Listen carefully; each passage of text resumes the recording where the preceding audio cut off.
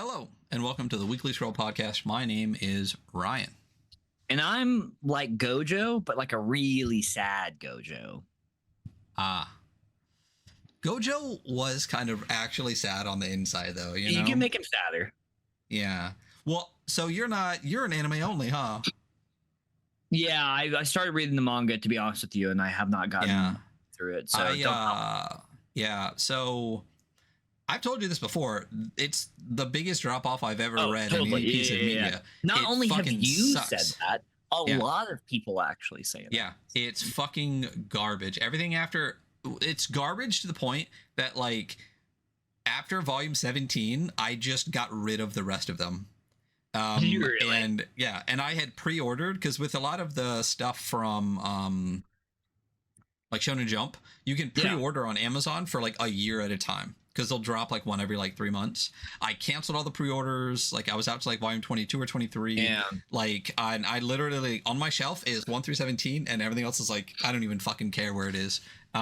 It sucks so fucking. I feel so bad for all the animes only. He hates his his fans. He fucking hates the fuck out of them. He hates the fans. He literally put like a middle finger up as like part of like the ending of the thing. He literally was like everyone's favorite characters. He just like stopped using because like I don't understand why you like them. So like I'm gonna chop his arm off and you'll never see him again. Like it's and then if you read like the kind of like outro thing he did, he literally talks about like pissing like pages like and do all this other shit. Basically like he got burnt out on it and stopped giving a fuck, and it shows because it's terrible. Like everything from like the end of like the Zenin arc, as soon as it starts the I can't remember like the battle shonen fucking part, everything after that sucks. Everything after volume 17 sucks.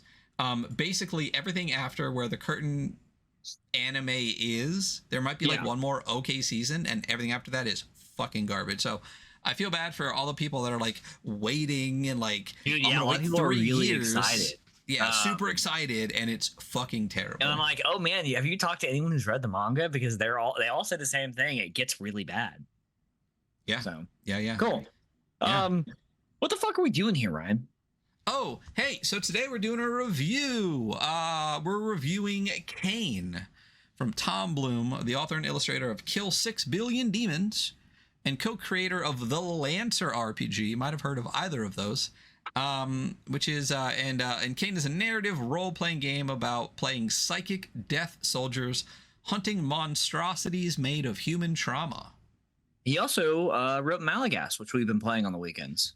We have been playing on the weekends. We have one more session of that before we move on. Very excited for that. I think we've really dialed it in. It's really fun. I feel a lot better about it. So I really like it. Like when you first, it's kind of, I don't even say it's like necessarily, I wouldn't say crunchy because the rules are really simple. Yeah. No, I think it's just the warband rules. Yeah. Not the rules of the game. The rules of the game are fucking easy. No, your abilities and And what we learned early on, I think we've played twice so far.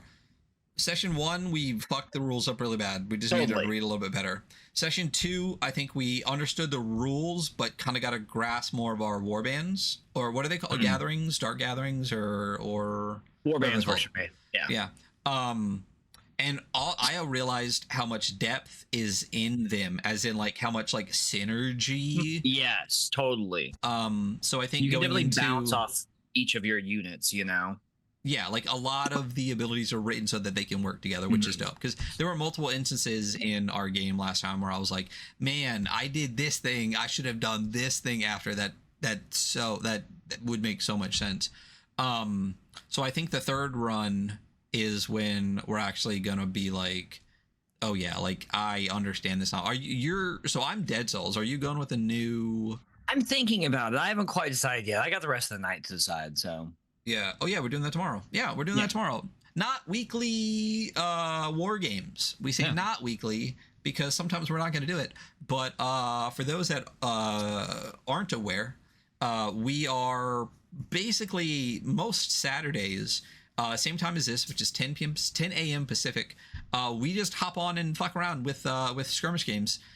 Learning skirmish games. Yeah, and to just hang out. It's not going to be on a podcast. It's not going to be on YouTube or anything. Some people did ask in the Discord about leaving it up so people could watch. I'm thinking about maybe leaving it published on the Twitch. Yeah. So people could watch. I think that's cool. Yeah. Yeah. Because the only reason that people can go back and watch stuff on Twitch is because I used to highlight entire episodes. And then because highlights will stay, but if not, your VODs disappear every 2 weeks. They just get wiped. But if you highlight the entire thing, but starting the beginning of this year, Twitch finally, got around to that and put a site-wide policy that you can only have a certain amount, like a certain number of gigs, saved in highlights. Makes sense. So I don't really do that anymore.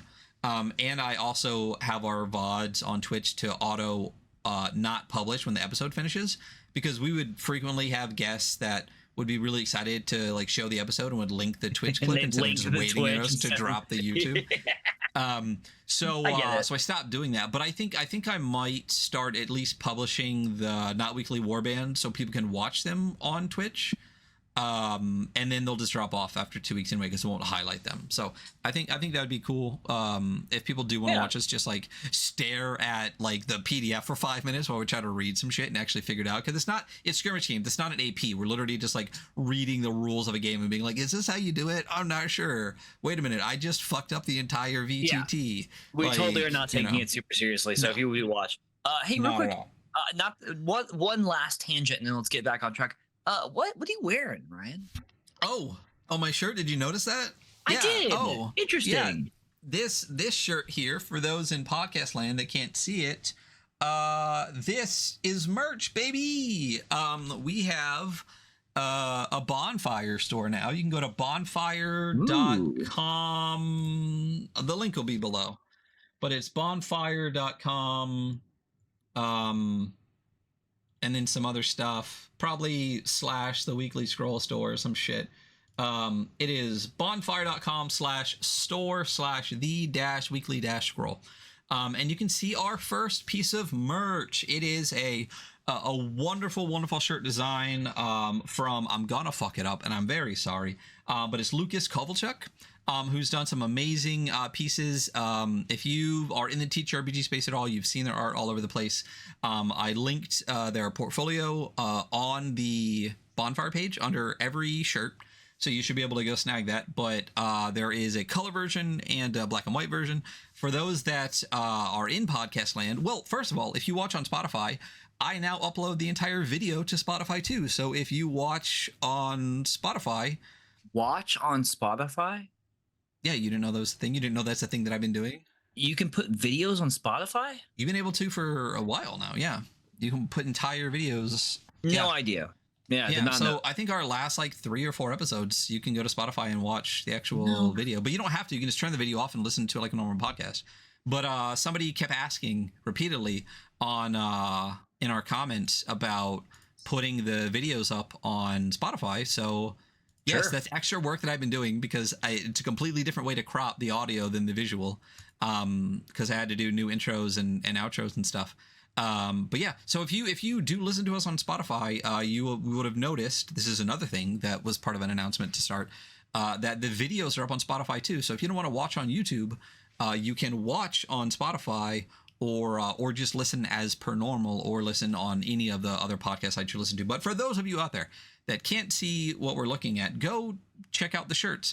It's a really cool design. Couple characters on it that are kind of representative-ish of us. When I was talking to Lucas about it, this is kind of the idea we had. It's basically, it is a legally distinct Lord of the Night kind of space soldier person, and a machine gun wizard shooting at a squib. Why a machine gun wizard? I'm fine with it. I think it's good, but why a machine gun? That was his suggestion. And have you ever seen the machine gun wizard like miniature that Citadel used to put out? I have actually seen that miniature. Yes, I have. Yeah, because machine gun wizards fuck. But I said that I like edgelord bullshit, especially the Night Lords, and that you like science fantasy, especially like space wizard shit. Yeah, so he was like, I do like space wizards. How about wizard with machine gun? And I was like, fuck yeah, that sounds awesome. And then he did this fucking insane Night Lord. And then there's a scroll. There's a little guy in the front running Because if you notice, like there's like machine gun pops behind him because you're shooting at him to try to stop him because he's stealing the scroll that says the weekly scroll on it. So really fucking cool design. Check that out. Also, all of the shirts are completely at cost. We are not making any money off of this at all. And if we do decide to make like put a cost on them, Bonfire does allow you to pick a nonprofit charity to donate all the proceeds to. So if we decide to do that in the future, we're going to do that. But it's a really dope design. It comes in full color and black and white. Got some t-shirt options, sweatshirt options, and the plan is to keep getting cool TTRPG artists in the space to keep doing cool designs for shirts every couple of months, so that we basically have an art gallery of all of our favorite TTRPG artists with dope weekly scroll shirts that you guys can all get at cost. I did recently add a new shirt. It's kind of like the least expensive nice option, because I picked a bunch of like heavyweight, like boxy nice. I will say the Comfort Colors tee is the best fucking blank you're gonna get, like as like a standard kind of print on demand tee. This one is like the heavy, it's called Max Heavyweight tee. It's like it's a boxy mock collar situation I'm a big fan of. But I did add the classic unisex tee. It's the least expensive option. If you want other options, hop in the Discord, leave a comment. The only thing is it will be black. That is not something I'll compromise on. Yeah, but I don't think I want to. As somebody who doesn't always wear black, I know you wear a lot more black than I do. I still am like, yeah, let's just do black. Yeah, I thought about doing like a charcoal ones or gray ones or something like that. Yeah, maybe. Yeah, maybe. Yeah. But the charcoal color just didn't really look good with the colors, and on black and white, the white kind of blended into it a little bit. Maybe for another tee, though, you know. Maybe for another tee, maybe they won't be all black, but for this they won't. But if you want a different cut, it takes like 3 minutes to add another product. Also, the site does have like duffel bags and notebooks and all the normal POD shit you can get. So eventually, I'll probably put those up, even briefly, just so I can order them for myself. That's very and fair. If you happen to get some, you can. I might get a notebook. But yeah, we got fucking merch, and the design is awesome. Really appreciate Lucas for doing the design. It is amazing. It's huge great. fan. Yeah, we'll make sure the link is down below. And again, the second part of that is that for those in podcast land, you can see the videos now if you don't feel like going to YouTube. If you watch on Spotify, I don't know if other podcast sites also take the video too or not. But you might have that, or just go to the fucking YouTube, subscribe, all that shit. But that's the life update. I think we talked for like half an hour before the stream on like what's been going on with us, so we'll kind of skip that.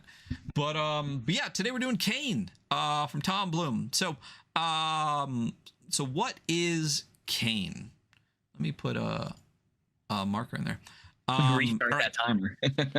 Oh yeah, and restart that timer.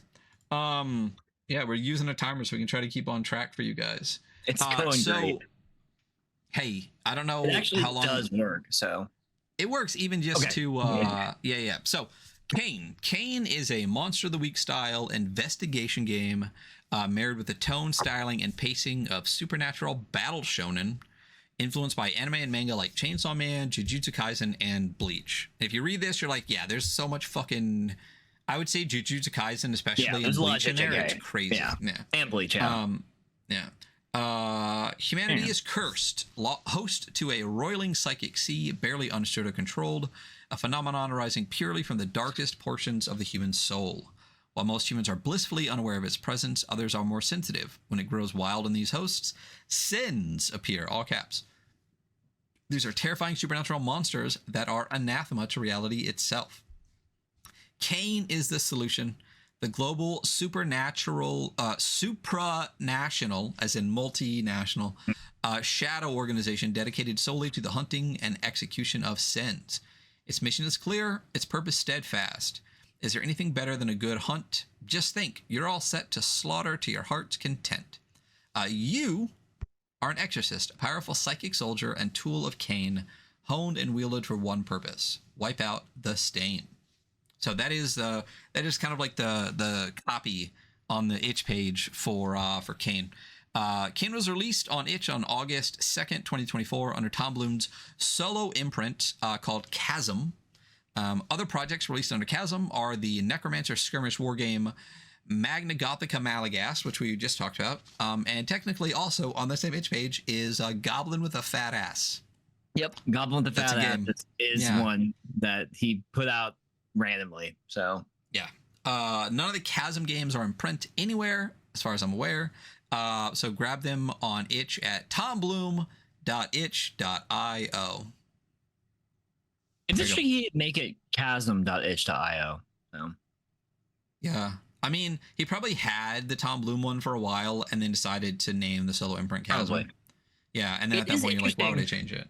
I've been a fan of him long enough to watch them change what they go by like 3 times. So yeah. Well, Chasm is a solo imprint for gaming, and Tom Bloom is his real name. What's the other one? Tom Bloom is definitely not his whatever. Then what's the third one? Abaddon was the one forever. Yeah, that's the Killswitch Bone Demons one, right? And then he went by Tom Parkinson Morgan for a while, and then changed to Tom Bloom. So, hey, listen, it's like Prince. Yeah. So I'm obviously the more of a Tom Bloom long-term fan. Was he Tom Bloom for Lancer? No, I don't know that he was. He actually. I wonder if that was the first instance of him using Tom Bloom. I don't know. Interesting. Let me grab my copy. I'm kidding. I don't have one. Let's take a peek at the cover real quick. I mean, if you know Tom Bloom, his art slaps. I mean, that's what it is. He really went off on this one too, though. Like, it is like uniquely some of his best work. I agree, and then I opened Malagast and was like, that one also slaps like fucking crazy. So so for those that can't see, it is a goth baddie in the front, fist down, with a bunch of dead bad guys on the ground. Behind them, Sins, these like bloody beat to shit things at down a hallway behind them. It says Kain, big letters across the top, and then Tom Bloom, and then upside down black triangle, and then Chasm. That's the whole cover. It slaps. It's really incredible. There's a bunch of stuff in the intro page. The only thing, we'll get to it later. But I really like what they do at the beginning. We'll do a rules breakdown real quick, but let's get through just like this intro page real quick. This is version 1.1, which was released Halloween 2024. And there's a section here. It gives all the fonts, it gives all the stuff. What I really like is it talks about the albums they listen to, because obviously he's a big music person. If you look at Malagast, there's literally like mini playlists for every fucking gathering or warband or whatever. There's a whole breakdown here of the music they listen to and a poem off to the side. It says, let me go to enable scrolling and I'll zoom in here. Please, your honors, said he, I'm able by means of a secret charm to draw all creatures living beneath the sun that creep or swim or fly or run after me as you never saw. And I chiefly use my charm on creatures that do people harm. So cool little poem. That's also attributed somewhere in here. Robert Downing. So they do a good job of attributing using attributions and all that jazz. And what do we say? 10 minutes.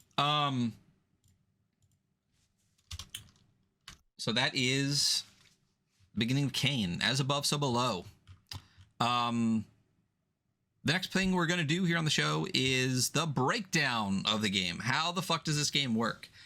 So again, for those that we're still new to doing it this way, I think this is literally only our second review since we switched formats, because we did APs, we had Jurt, we did a bunch of stuff. So the way we're doing it now is talking in the beginning, intro in the game. We're going to, instead of reading through the entire thing like we used to, we're just going to give quick breakdown. I'm going to break down the rules. Hunter's going to break down character generation real quick, like 10 minutes each. Then we're going to talk through our metrics because I like the metrics. I like the scoring. We both do. We're going to keep doing that. We're going to go through all of the metrics, and then we're going to give you the scores that we came up with. So that's what we're going to do. So I'm going to give you a breakdown of the rules real quick, and I'm gonna go through it as if I'm talking to you, the viewer, and also you, Hunter, as if you haven't read this many fucking times already and didn't take notes about this so we could talk about this. But I'm gonna give you the game real quick. So the gist of the game: what is Kane? What the fuck is Kane? Mechanically, it is a dice pool system played in a series of hunts, capital H, or scenes, in which the characters, called exorcists, have limited time to track down and exorcise a sin. Very Monsters of the Week. Very dice much pool so. Game. It is Jujutsu Kaisen dice pool monster of the week. I agree. Yeah, that's the game. So we're done. That's it. That's the whole thing. So mechanics. How does this work? The core of Kane at its mechanics. Here's a contents page. It's like 150 plus pages, right? We're not going to go over that. As above, so below. Scrolling through the art real quick. I mean, it's gorgeous. Again, we're not going through the entire book, so those in podcast land, go to the itch page and download it, or check it out on Spotify or whatever. So the core of the game is the action roll. This is mechanically. So what is the action roll? Basically, it's very much like you can do most things, so just do it. It's a role-playing game. You don't need a roll to look around a room. You're perceptive enough, but when something is risky, contested, or unclear, you make what is called an action roll. And what is an action roll? An action roll is when you gather a dice pool of D6s. The game uses, I think, just D6s, adding up to 3 dice each for skills, capital S, and advantages, capital A, which we'll go over a little bit more, both in character generation and here. And any roll of 4 plus is a success. You only need 1 success, and you can sometimes cash in the extra successes. So you can roll up to, at base, there are exceptions, 6d6, and you only need 1 4 plus to succeed, basically. And sometimes the bonus, the extra ones you can use, right? Cashman. So then there are various other rolls that you can do, or types of kind of modifiers to the action rolls, right? There's hard, risky, and straight rolls. So what are the difference? On a hard roll, guess what? It's when things are hard, right? Your success is only on a 6, not on a 4 plus. You have to get at least 1 6, which definitely mathematically, even when you roll 66, is much harder. Risky is when there are consequences and danger, kind of above and beyond a normal thing. The admin, which is what's called the GM in the game, rolls a d6 at the same time as the player and uses the result on a mixed success table to determine the consequences, low being bad and high being better. I think we've discussed this before. I don't know why the player wouldn't just roll that die. Yeah. But it is what it is. But if you look at the table, there's on a 4 or 5, the outcome or consequences are about as expected, and then 2 to 3, on a 6 it's better than expected, and then on a 1 it's much worse than expected. So you're rolling risky rolls a lot of the time. When you really go through the book, you realize it's a lot. You're doing harder, risky rolls. So you really have those bonus consequences a lot of the time. I'm actually gonna... being an exorcist seems incredibly dangerous and lethal. It's very obvious in this game. Your exorcist will die eventually. So 100, yeah. And if you don't die, your exorcist will be worn down in a very permanent way through several different mechanics. Yeah, if they don't, become something else. Yeah. But then there's also just the straight roll. Guess how the straight roll works. I have no idea. Tell me, Ryan. You're teaching me this game right now. Exactly how you think it works. It's just a straight roll. It's just dice rolls with no modifiers or anything. That's it. Yeah. The other things are admin rolls, which is basically a fate roll. If you know TTRPGs, you know what a fate roll is. Roll a d6 high. What is it in this one? It is low, bad, high, good. Mm-hmm. That's it. Mm-hmm. I think basically the admin roll, like the fate roll and the risky bonus die roll, are the only times admin rolls in the game. And again, I don't see any reason why the admin needs to roll the risky die. They could just have a risky die on the table, and that's a different color, and have the player roll that. But the fate roll, I get, it's whatever. But you can also just have the player roll the fate roll. It doesn't matter. Yeah. And then the fate roll, same thing. Low, bad, high, good. And then in the book here, there is a big old page on consequences, which I love. It's really obvious. So this game is not PBTA, right? But it's very obvious that Tom Bloom has read and run a lot of that style of game, especially like Monster of the Week. Yeah. Well, he has a PBTA game, Broken Worlds. Yeah. So yeah, which is great but I don't like PBTA. Right. PBTA is fine. I personally don't like playing in that style. I love what he did here, taking a lot of the best parts of that and then just adding in like the dice pool thing, getting rid of like the narrative scaffolding, letting the world be the world kind of. I really like that. So I very much agree. Yeah. But much like a lot of PBTA, there's a lot of explanation for certain things. And one of those is consequences, which is fantastic. So there's a big list here on different types of consequences that you can have. For example, like on a failure, the players can suffer a myriad of consequences. Examples are paying a cost or making a hard choice. These are things that you can like force upon the players. Hindering an exorcist, giving them a hook, which we'll talk about later, start a ticking clock, which we'll talk about in a little bit. But these are all different options that you as the admin can do for the players. And then there are also a number of ways that you can improve your role.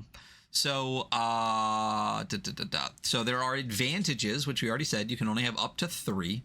That were already mentioned, or divine agony. So advantages are things like getting set up by another player.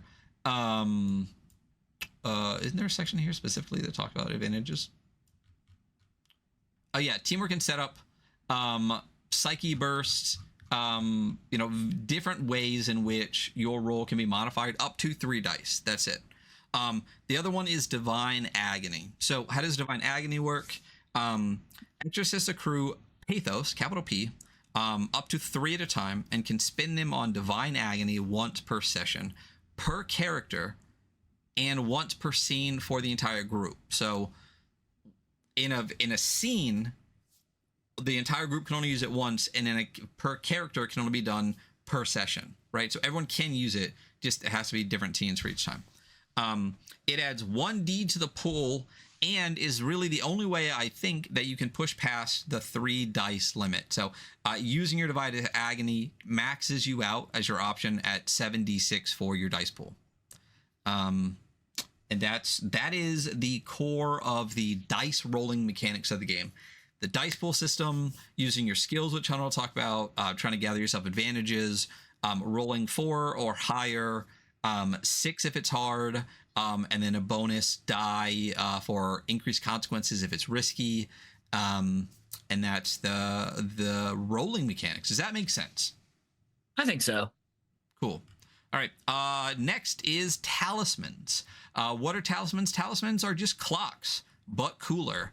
Anyone that has played any kind of PBTA, I think I think that's where clocks kind of started, but a lot of games have used them since. By clock, that just means a set number of things that you tick off before a thing happens. So instead of saying that like, oh, this will happen eventually, it'll be like in 3 failures, this thing will happen, and you just mark off each section. Instead, with talismans, it is literally like a sheet of like a slip of paper, and you slash across them. It's just cooler, it's vibier, it's the same shit. It's just a way to track different things. It is just a running clock for a myriad of different things.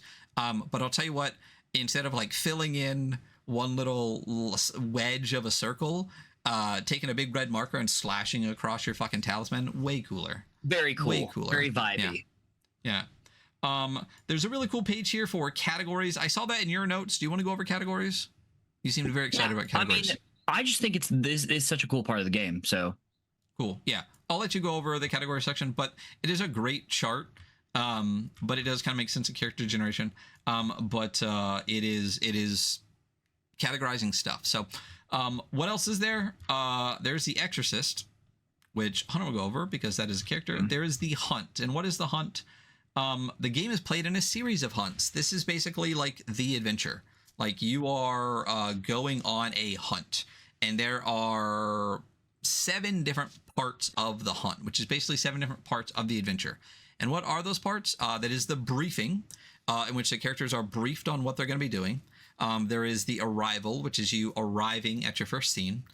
There is tracking, where you're actually tracking the sin, because as we said before, like basically the entire thing is monster of the week. You have a set amount of time to track and defeat a sin.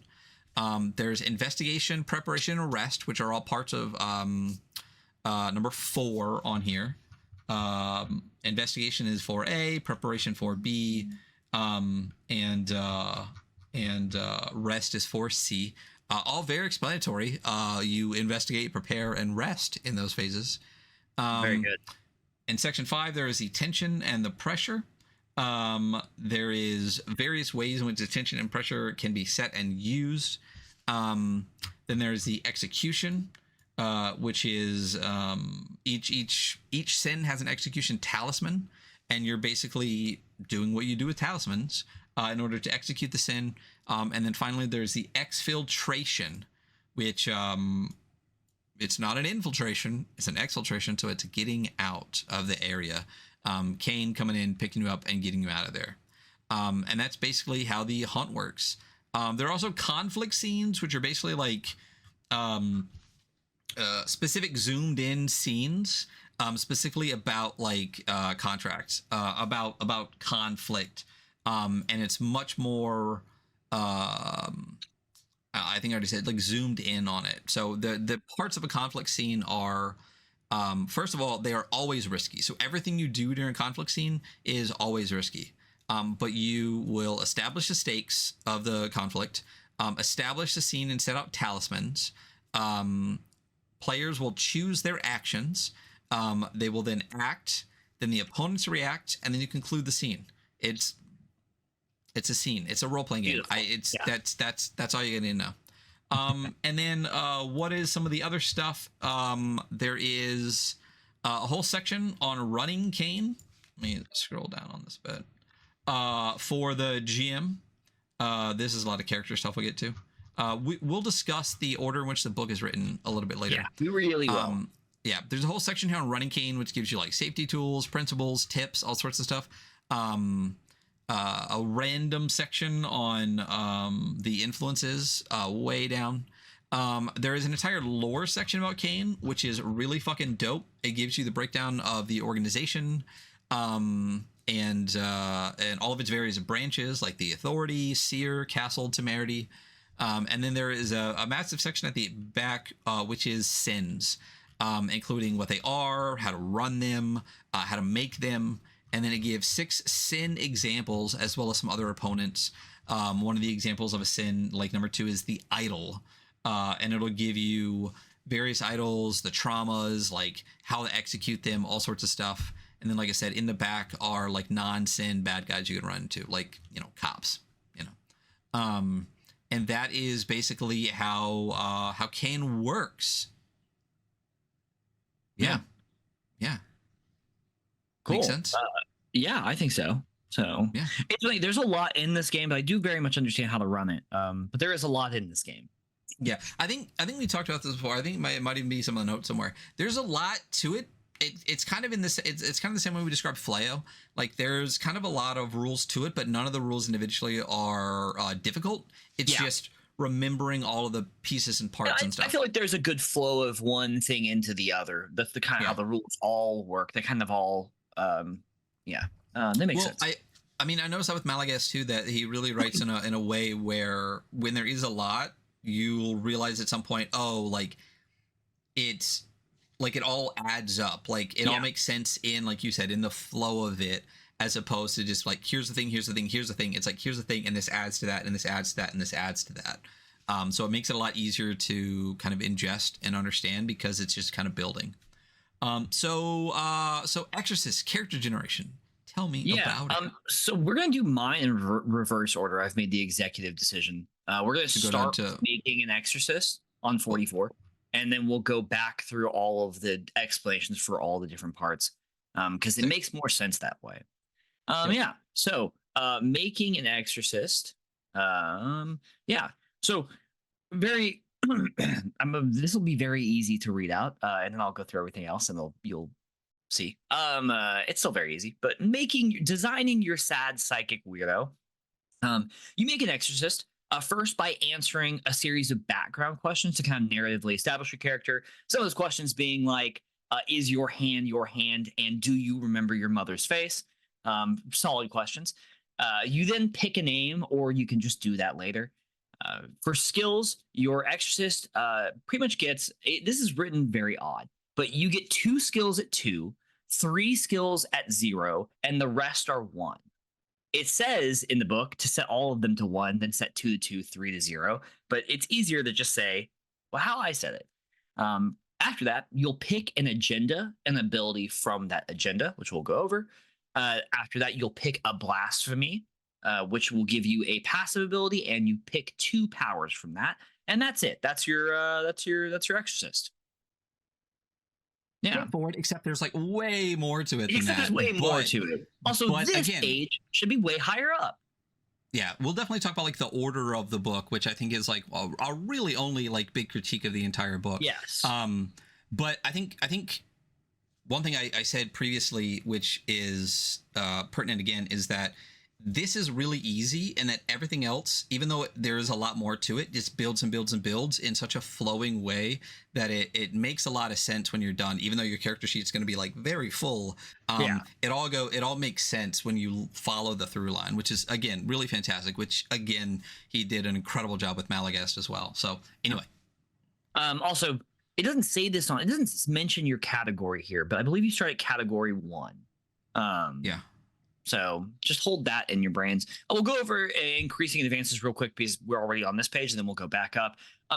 So as for increasing in power, advancing your character, you do gain XP in that very classic way of at the end of a session, you're asked a series of questions, and everyone you mark yes to, you gain 1 XP. You also get XP from the same kind of thing that you get from your agenda that we'll go over. Every 4 XP equals an advance. An advance is something you can spend on getting a new power, a new ability from your agenda. You can gain the currency that you can use in this game, which can be very helpful, or you can improve a skill by 1. As for your category, which is going to be very important, it basically is your general capability of your exorcist that goes up every several missions. There's a list there. You go up 1 after your first one, and I think the next one's like 2, and then 4, and then 7. But your category going up is a big deal, you know? Yeah. And the odds of you surviving to really get high up there is not great. Yeah. And if you do, you'll be a weird, fucked up little guy. Yeah. Just like real life, you know? Yeah. So skills. Yeah. There are 10 basic skills. From force conditioning to covert, surveillance, connection, authority. They are very interesting skills, and the way that you can apply them, they're explained, are very interesting. I thought connection was very interesting because it is both like kind of charisma and also like your ability to intuit people's like feelings, and also like your ability to like call people and get information to literally connect with people. I just found like the skills are very interesting in how they're portrayed.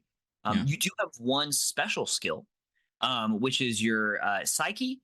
It goes up with your category, and it governs your psychic powers. It's used for blasphemies, and you can use it creatively in other ways with your abilities. Like if you're trying to do something with your power that's not listed, you would refer to this skill. There are a couple things you can just do for free, creating like small effects, very prestidigitation-esque kind of things. I love how they look like cards, because if this ever got a physical copy, like I'm not usually like a cards person, but I would not mind. I wouldn't mind for this one.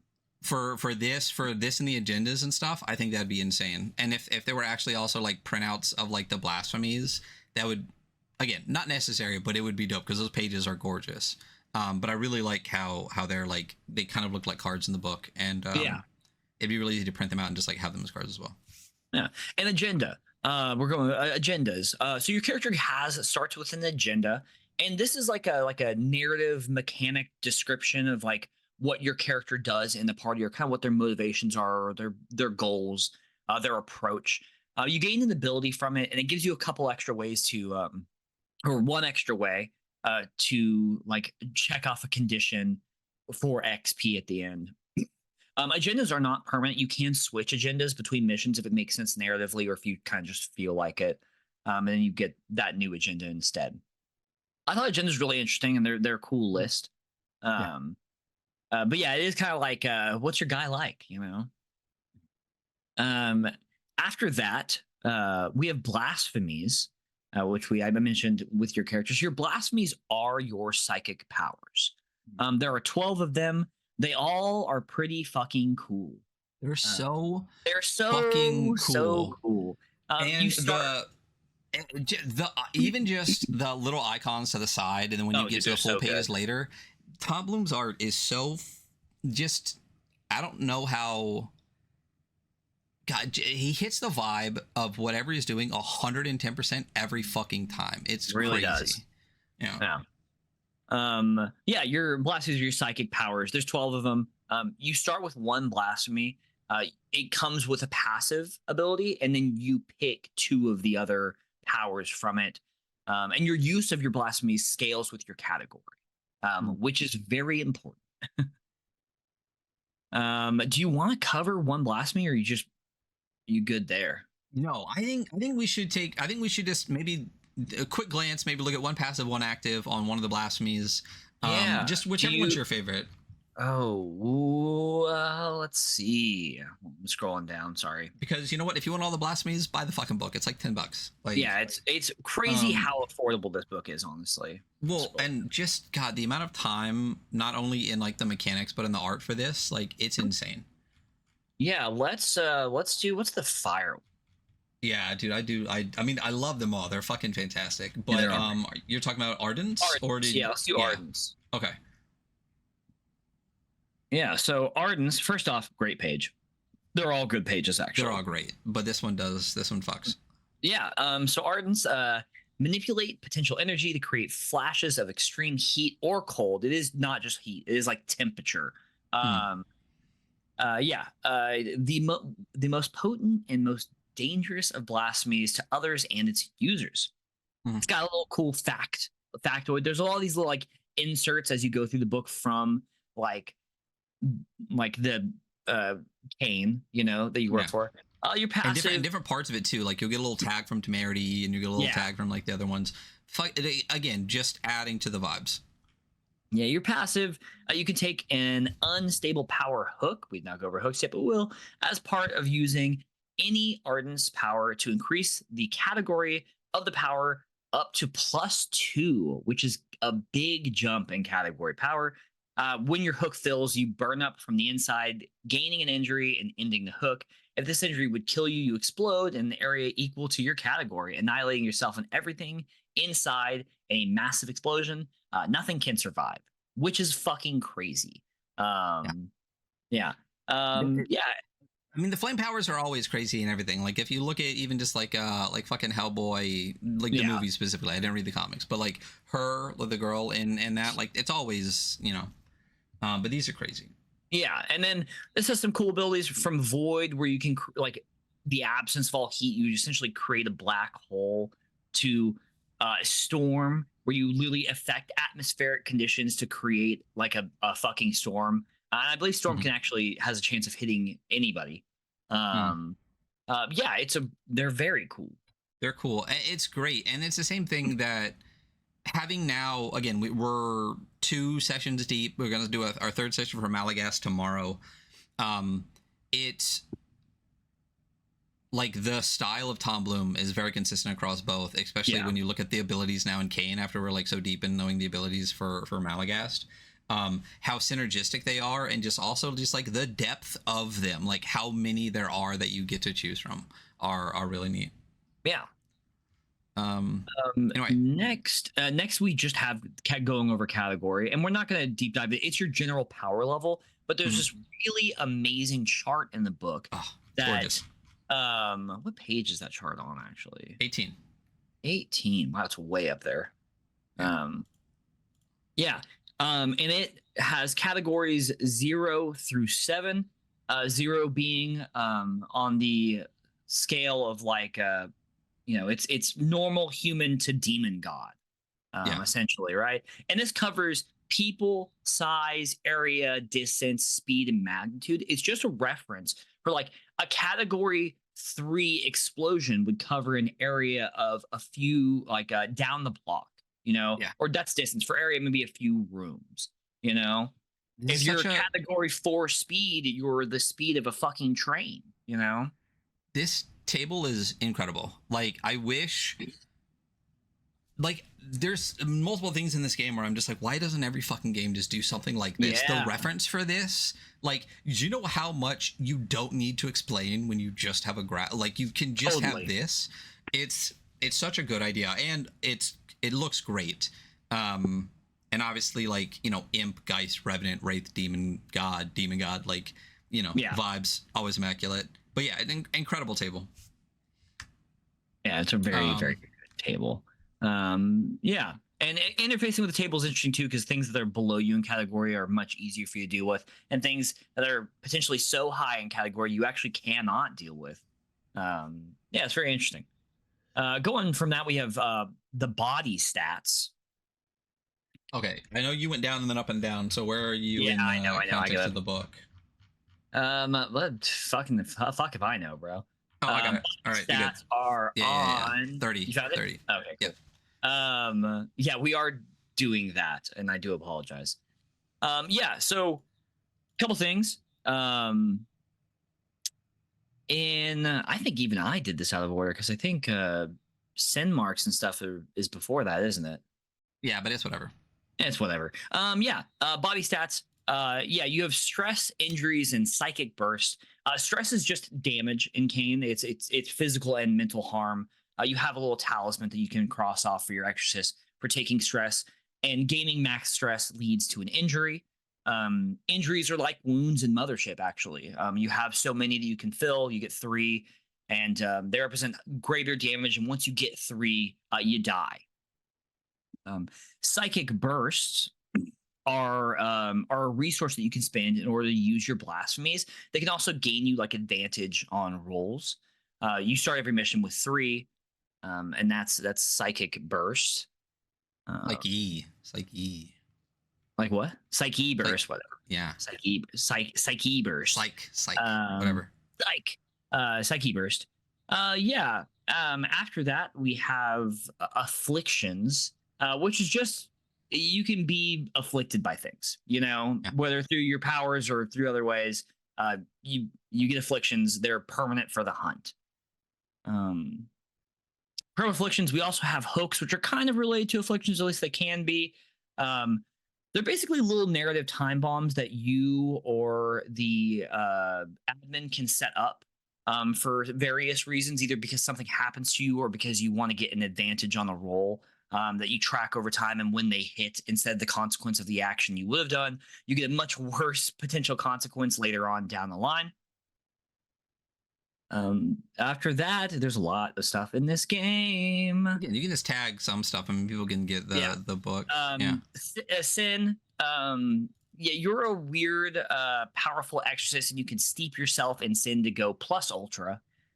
Basically, taking sin up is a way that you can push past your 3 psyche burst limit. So if you want to keep doing crazy shit and you're out of psyche burst, you can actually take sin points for the same effect of a psyche burst. And instead of like spending a burst because maybe you're out or you don't want to spend it, you gain 1d3 sin. And once you gain 10 sin, you go into sin overflow. But like a little interesting bit here is you can only gain 10 sin. So basically when you're at 10, you can just fucking go off for the rest of the fucking thing, Yeah. And once you hit sin overflow, when you go above 10 sin, you have the option of either like giving up to your sin or trying to resist it and making a resistance roll. If you fail your resistance roll or you just give up, you yourself become one of the sins to be hunted. And that leads to a whole other fucking thing.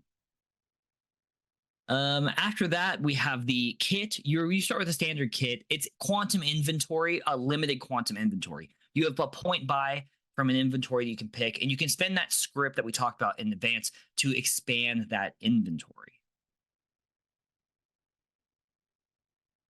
I think that's it. That's all the stuff for my section. We did kind of jump around. This book, again, I'm gonna complain more than Ryan. I think isn't in the order where I'm like, I don't love the order of this. Yeah. Well, that's the breakdown of the rules and the breakdown of character generation, which again also mostly rules. Yeah, which is we even talked before this. I was like, I usually do the rules, you usually do character generation, but I was like, there's so many rules in the character generation. Like, how are we going to split this up? Yep. But so the next segment that we're going to do here on the show is basically our likes and dislikes, like 1-ish to 3-ish, like the thing we like kind of most about the project, and the thing that we think could use a little bit of improvement. And so I think our could use a little bit of improvements are kind of the same. The book could be in a different order. Really could be. Really could be. When we hit metrics, I put a lot more specifics on like what would be a much better reading order, because it's kind of weird the way that the Exorcist parts are split amongst like other different aspects of it. But we'll get into the specifics a little bit more in that. But I would say like my only really big kind of critique of the book itself is just that like the order is just not great. Yeah. I think my critique is different, but actually I think my critique is at its core the same. I said there's like a lot of stuff going on and it feels like a ton of stuff, but I actually feel like the experience would be a lot more smooth if it was in a better order. Yeah, I think that some of the other things that cause a little bit of friction kind of stem from the fact that like you do have to kind of bounce around a little bit, or things are like a little bit redundant, or like are written twice but like half in one and half in the other kind of thing. Yeah, like agendas are in like kind of two different spots and things like that. But again, like there's more. Well, it's weird because they explain blasphemies and agendas, and then way later on they have the blasphemies and agendas. It's just like, dude, just fucking put it together. Just put it together. Again, a little bit more specifics later on that. But so what do we like about this? And I said that the lore, the vibes, the art, like everything about it, like I don't think it tries to be like super original. Like we said, it's basically Jujutsu Kaisen Monster of the Week, but it's done in such a cool, interesting, like vibey way that and like the lore of Cain and all the parts is basically your like. And I just love that, like, it's very obvious that Cain does not give a fuck. You are going to be this, like... You are a disposable tool. Yeah. You are a disposable tool, and if you mutate too far, boom, one of them's going to take you out, and guess what? There's plenty that they're pulling in on the next one. So basically, like, the lore of it, like, the vibes across the entire thing are just absolutely fucking incredible. And I would say I think that's probably the thing that I like most about it. Yeah. And what about you? I think this is, like, an incredibly cool, like, investigatory Monster of the Week game. I really love like the investigation setup. And man, I love the category thing. Like it's love the power scaling. It solves a problem that like games sometimes have where it's like, what does it really look like when you're at level 2 or whatever compared to other things, Yeah. I mean, it goes further than that because also like anything can have a category, like anything. So yeah. You know, it's such a weird thing, and we'll do a quick like 30-second tangent here. Like I can't imagine people that don't have imaginations, right? Or like don't have pictures in their heads. It was hard for me. Like I didn't even know that was a thing, like literally until like within the past like 5 years, right? 8 years. So describing something to people that don't have a frame of reference for it, that don't have not imaginations, that don't have like pictures in their head and things like that. Yeah, is such a difficult thing. And I genuinely think that the category table makes it so much easier for a wider group of people that might not, or even people that just haven't encountered that kind of like media and stuff before, where like they know what a lot of stuff looks like or what it will act like. So being able to just be like, yeah, like you said, like area, like, category 3, a few rooms, it's so great for so many different reasons. But I think that's one of the ones, is it provides such an incredible frame of reference for like so many aspects of the game. I very much agree. Yeah. So that's mostly the likes and dislikes. Yeah. So getting into our metrics. So what does that mean?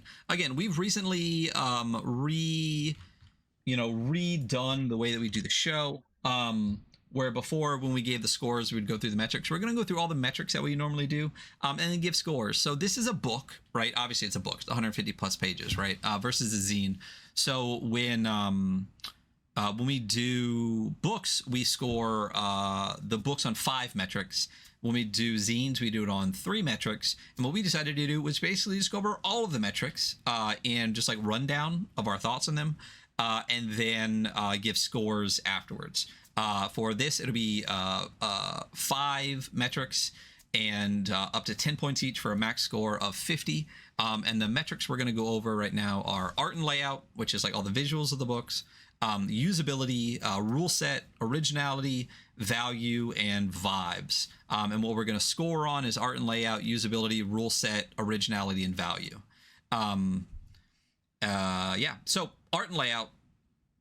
I mean, dude, the entire time. I mean, so what did I actually say? I said the visuals are amazing. The art is awesome.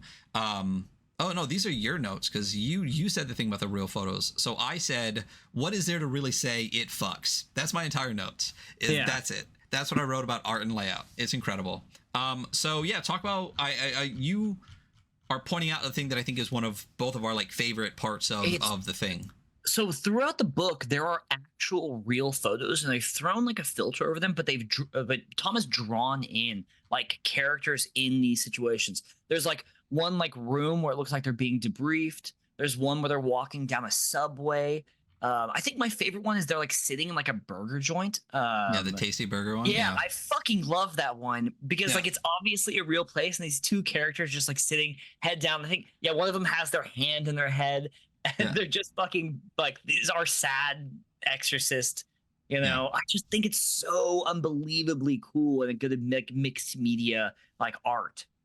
Yeah, it's not fair that someone is like, I've said this over and over again. It is not fair when artists start becoming designers because like they already have like such a massive leg up on so many aspects and even just the ability to communicate what they want to say, especially someone who is as insanely like artistic as incredible as Tom Bloom is. So like it is interesting though, because I've definitely seen like a lot of his earlier stuff and I'm like, oh, you've gotten like you were good before, but man, you've gotten really good, you know. Dude, there's like thousands of hours of work put into like getting this good. Yeah, well, I mean, again, I haven't read 6 Billion Demons yet. I'll wait till it's done.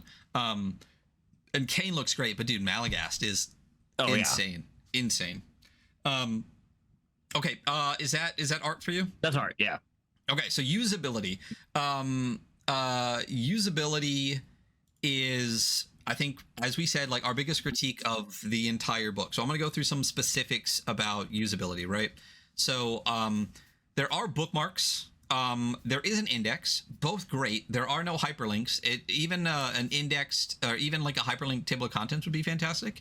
I don't think there's a lot of like references in the book to find other things like go to page here also would be helpful, but even just like hyperlinks in the table of contents would be great. But the fact that there is bookmarks and an index, you know, that's great. Cool. But again, to be really pedantic, obviously we love hyperlinks here on the show. I think it's one of the only things we're really known for is complaining that there aren't enough hyperlinks. Especially for a digitally only game. I was gonna say for a digital only product, like hyperlink the table of contents. Bro, give me a Pages version. Like, why is everything in the spreads version? Oh my god, why is there not a Pages version? I mean, because the spreads are amazing and the art crosses so much of it. But like my ADHD brain, like I literally have to zoom it up and crop it because I it's hard for me to take in spreads as easy as it is to take in Pages. Same thing with Malagast. Like, just chop it in half and give me a Pages version. Like, I will, trust me, I will open it to spreads when like the art crosses and I will enjoy it. But please, a Pages version would be fantastic.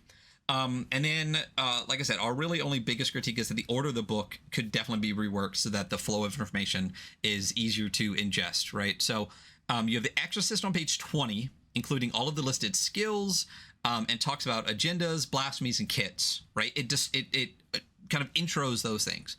And then you have the hunt, which is basically the structure of the adventure. And then on page 44, you have making an exorcist, which now actually includes the agendas, blasphemies, and kits. There's just no reason to stuff the hunt in between the 2 parts of the exorcist when you could just put those two parts together, and it would flow the information like much easier. You could also like get rid of some of that writing, shorten the book up a little bit, because you don't need like an introduction to the thing that you're then going to discuss after, especially if there's nothing in between. So I think it would just like clean up those sections a little bit, and would make especially the character generation, which is like a really important part, flow much better if you just had rules and then exorcist. Like just move the hunt up or move the hunt down into, my preference would be just move the hunt down into the GM section, because the characters really need like the hunt breakdown. Like it's not like they're not going to read the GM section anyway, but like, you know, I think that would be where it would be better. And then, I think that was my next thing, is you also have hunt pretty high when it could definitely be moved down into the running cane section. I just don't see, I just can't see a logic for putting the adventure breakdown between two separate parts of the Exorcist and having so many things mentioned multiple times when it could just be simplified. And what about you? I strong agree on that. Yeah. All right, rule set. What are your thoughts? You know what?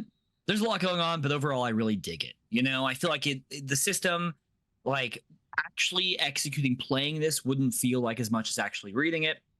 I feel like all the like mechanics really flow one into the other very well, and they kind of make sense, and they like stack in certain ways.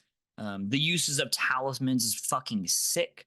Not just that they're talismans that have clocked, but like how many things they are used for as you play helps keep things organized, you know? I would have to cut out several talismans for this, you know? Yeah. I love a D6 dice pool, you know? Yeah. I don't know when we suddenly started doing like just all dice pool games, but I feel like our last I think there's 10 just been games, a lot, you know? Yeah. But it's a good resolution mechanic. Like it's great. All right, so I wrote it's fine. Like it really takes a lot of the PBTA stuff. I said this a little before, like clocks and whatnot, and just makes them cooler. And also makes the game more approachable by using the dice pool instead of the classic mixed success, and really doing away with a lot of like the narrative scaffolding.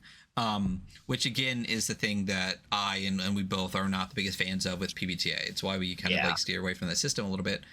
It's fine. Again, no knock on it. I understand why people enjoy it. It's just not the system that I want. So I really like that it takes the parts that I do really like about PBTA, and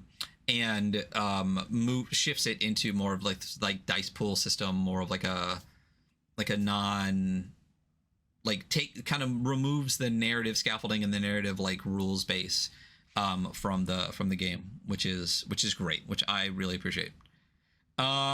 Next is originality. It's not really, like we talked about it, like it really leans heavily on its inspirations, but it's I don't think it was necessarily trying to be like super original in the inspirations of the game. Like it is a battle shonen. Name me a super original battle shonen. It's 2025, right?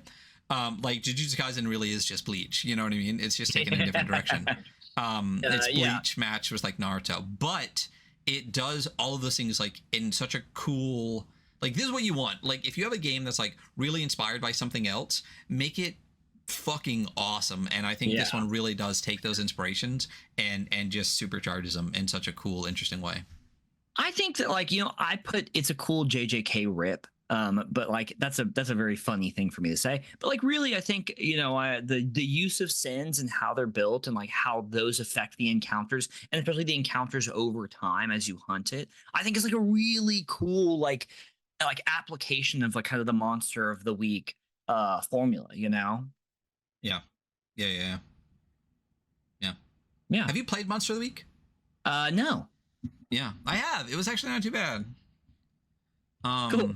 I think it was my first PBTA before I even really realized what PBTA really was. So like as a player, like the GM basically told me to just like show up and they'll guide me through it. So I never even really read the rules or anything. It was just guided through it. And that was kind of cool. That was a cool way to do it. I think I'm speaking more to the greater like monster of the week formula. Yes. Less so than that game specifically. Yeah, I completely agree. Yeah, like the genre. Different games. Yes. Yeah. There are monster of the week games where you're hunting, you're finding clues, conditions change, you know? I mean, even TV and like fucking X-Files. Yeah, is very monster of the week. So yeah, as a genre, yes, completely agree. But as a game, There's definitely parts of this where they pulled from the game a little bit too, which is cool. Value. All right, we talked about this. It's $9.99 for the PDF. Which please God, please Tom Bloom, Chasm, Abaddon, whatever. Like, eventually, please print this shit. Like, I would kill for this in print. I would kill for Malagast in print. It's gorgeous. It would be expensive as hell with all the color and the kind of paper you'd have to do it. Yeah. But honestly, $10 for this is it's absurd. It's absurd. Even if you took away all the words and just got the art for this, it would be worth more than $10. You know what I mean? And vice versa. Yeah. It's incredible. It's incredible. It's incredible value for the price. I put exactly the same thing. I was like, $10 for the PDF is actually insane. So yeah, and not only that, there's a bunch of Kane stuff in what are the expansions called? Extra shit for freaks. Games for Freaks. Games for Freaks. There's like 3 of those out, and I'm pretty sure that like there's a lot of Kane stuff in all of them. There is more. I think Kane the first stuff. one is the first one is very Kane heavy. I if I remember correctly, I think the second one's more Malagast heavy. But there's Kane stuff in all of those, and those are all like what, like $1.50 each. Like it's crazy.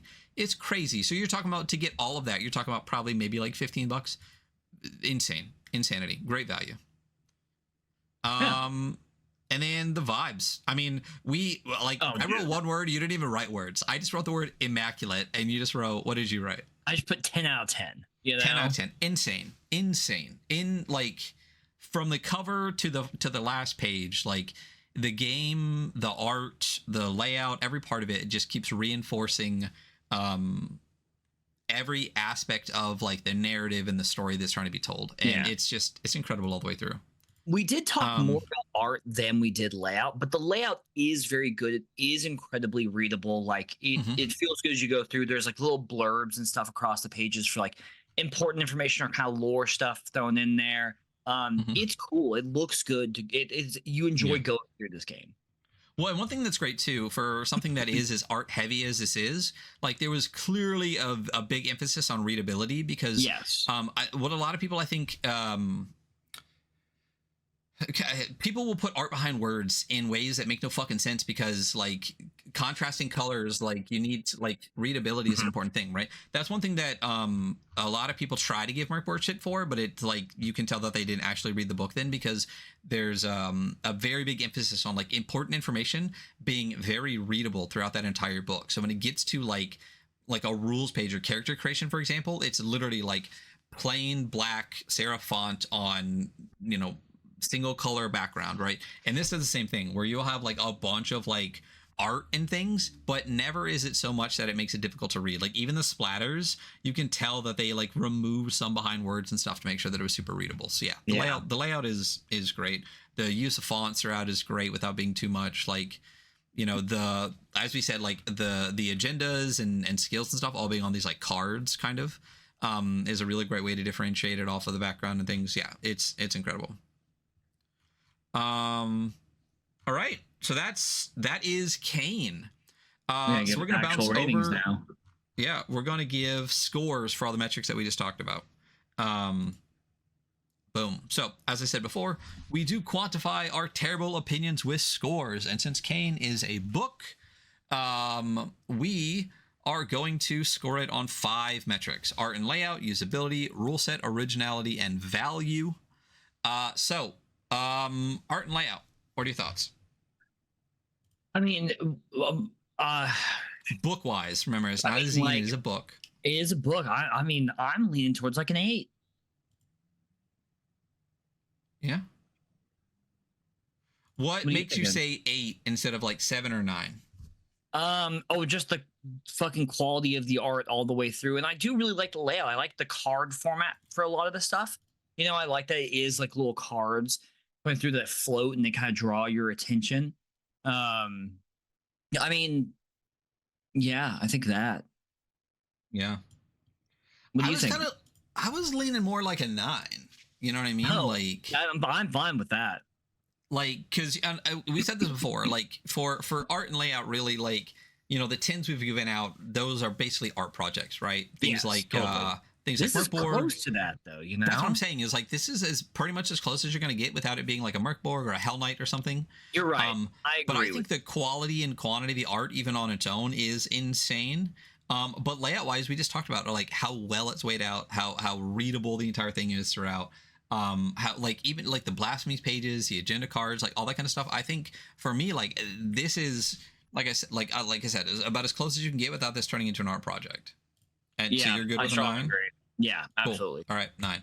Usability. I think this is one where it's going to suffer the most. I don't think it's even like necessarily that bad because I don't think we can really knock it for hyperlinks when it does have an index, which a lot of games don't. It is really nice it has an index. It is bookmarked, pretty thoroughly bookmarked, and it does have a table of contents and all that kind of stuff. I do have a comment. It does have an index, and that's really cool, except that it's in spreads and not pages. So if you try to go to that page, let's say you're going to page 44, well, that's actually in the PDF page like 23 or something. So you can scroll down to page 44, but if you want a quick click on that page in your PDF, you can't do that. You're saying that like in the computer system navigation, but by page number it is still 44, but like by PDF number it's not. I see what you're saying. I see what you're saying. By the technology, yeah. That is kind of a knock. And again, I think our only real critique of the entire thing is just that like just squish those two Exorcist parts together. You know? Yeah, totally. So what are your thoughts on usability then? I mean, I'm between 6 and 7. So yeah, I mean, yeah. I'm between a 6 and 7 too. I mean, I just think, again, like I would like a pages version. I mean, I do think it is 5 is bang average, right? I think it's better than bang average. I'm probably like a 7-ish for this. Okay, let's go with 7. Yeah, I think it does enough to kind of like redeem itself through other means. But like you just said, like if the index and table of contents were hyperlinked, so it actually went to those pages, it would make the experience of like a digital only product way better. Rule set. What are you thinking? I'm pretty high on this, honestly. I do really like this rule set. I like the parts that make it up. I'm 8-ish on this. Yeah, I think I'm about an 8. I don't think there's really any part that's like rules wise it completely blows me away as in like super crazy, like, but I do think that it all works incredibly well together and is very interesting, and there's not a single thing in the rules where I was like, I don't like that, like I don't like how Psyche Burst works, or I don't like how Sin works. There's not a single thing that I can point to where I'm not like, I like how all of this works. It all flows really, really well together. Yeah, I think this is like an easy 8. I like a lot of the explanation that they do without it being too much. It doesn't turn into Blades in the Dark or Apocalypse World because they need to explain how consequences work, right? And I think that's really fantastic. But rules wise, yeah, I think I think this is also one of those ones where like once we actually get this to the table and really spend some time playing it, it could bump up, Yeah. But I think an 8 for now is good. Originality. We talked about this. It's not really. It's JJK Monster of the Week, right? Yeah. But I think it does it in a cool way, which is what we asked for, because honestly, nothing's original, right? Nothing is original. So what other parts of it are original outside of like the core gist of it? Category really, I think is a great way to deal with like power scaling, like mechanically within the game, and gives you a lot of context to things. I think, I think honestly, that might be my most solid point. So. Yeah, I mean, I also think the way that the agendas and the blasphemies are put together are really, really fantastic. Yes, absolutely. Yeah. So there's a lot of originality outside of like the core, just like what is this game? Like in like the art, in the various ways in which like the rules are put together and things like that. I think there is. So it's not like a 5. It's not just because it's inspired by things. It's not anything. For me, this is a really strong 7. Yeah, I think 7 is where my head was going. And then we got value. I mean, bro, it's about as close as you can get without it being free. Yeah. I mean, this is like an 8 or a 9. I agree. You call it. I mean, it's not free. It is $15. You can play this so much, though. Like, well, the thing that I like most about it and why it might be a 9, 7, 8 for me is because this isn't it. there have been 3 Games for Freaks expansions adding more content constantly, which basically feels like every time Tom Bloom. Haven't there been 3, or is it just the 2? I think there's just 2. I thought a third one recently dropped. Like I mean, I could be completely making it up, but I thought. No, issue 1 and 2. Oh well, never mind. So there's been at least 2 Games for Freaks expansions, which has added more content, and it feels like every time Tom Bloom has enough extra art and has thought of a cool mechanic, he's going to drop more. So it's not like you're not going to get more for like less than $2 a pop, which is crazy. So I think value-wise, it's between an 8 and a 9 for me. You pick. I think I'm going to go with 9 because I just think that you could run this so many times, you know? Yeah. Well, and again, every time a Games for Freak drops, you can run more shit. You know, you can run more shit. So,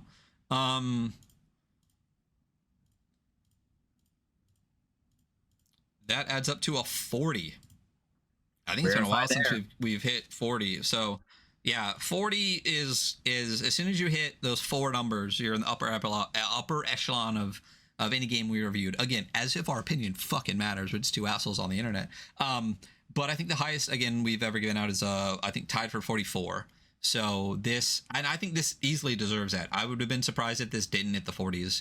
I think it's incredible, and honestly, it would bump up by like a point or 2 easy just with some hyperlinks and a reshuffling of the book. I think it would be like 42ish. It would probably be in like the top, like probably the top 5 scores we've ever given out. I think it would deserve that pretty easily. But yeah, that's Kane. That's it. That's what we got going on. We did it. Woo! Look at us. Again, deserved. Fantastic. I mean, I want to start reading Kill 6 Billion Demons just because of how much Tom Bloom we've been going over. I mean, I'm never going to play Lancer. We did Lancer forever ago.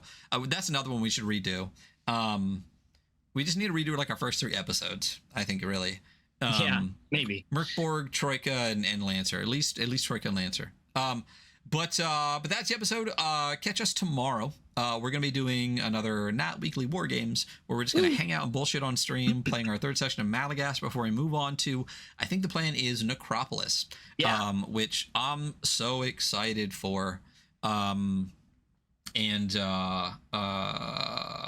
we'll move into that for not weekly war games. What we're going to do next week, nothing. I won't fucking be here. I'm going to Gen Con, baby. Woo! If you're watching this now, I might have the episode out before Sunday, but Jert's going to be back on Sunday for our monthly not cat chats. I realize now that I have 2 knots and stuff. I've talked a little bit about possibly renaming that, but we'll see what happens. But it is our monthly session with Jert. Come on, talk about Space Penguin Inc.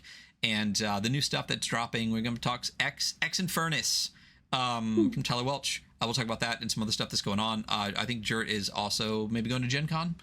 So no episodes next week. I will not be in town. I've been thinking about maybe doing a little bit of recording at Gen Con. We'll see. I doubt it. But you'll be able to catch me at the Soul Muppet booth.